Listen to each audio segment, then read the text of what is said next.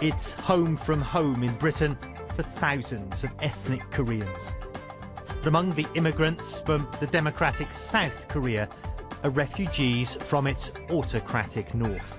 This suburb of New Malden, south of London, has become a haven for hundreds escaping the regime in Pyongyang. We found one defector, Ju Il Kim, in his office above a Korean food supermarket. He tells us he's a former North Korean army officer who escaped his country by swimming across a river into China. Now he's running this website, aimed, he says, at exposing the human rights abuses perpetrated in his homeland. Why have you chosen Britain as a base from which to conduct this political campaign? There are three nations that North Korea considers as enemies: the US, South Korea and Japan. The punishment for families of defectors who go to these countries is more severe than the punishment faced by families of defectors who go to European countries. And this is one of the defectors he says he helped come to Europe. Yu Gung Kim has been in Britain with her daughter for 5 years and now runs her own restaurant here.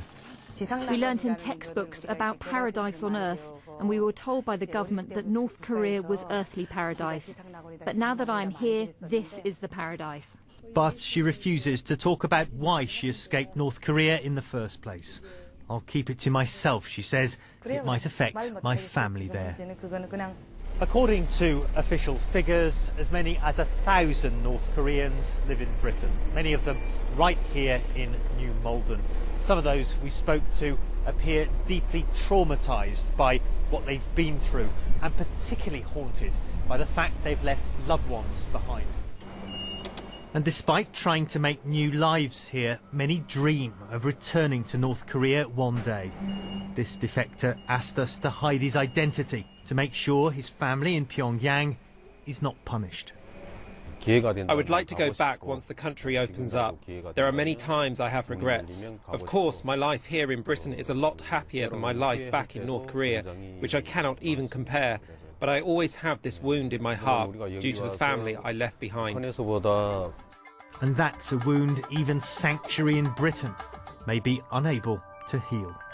Matthew Chance, CNN, New Malden.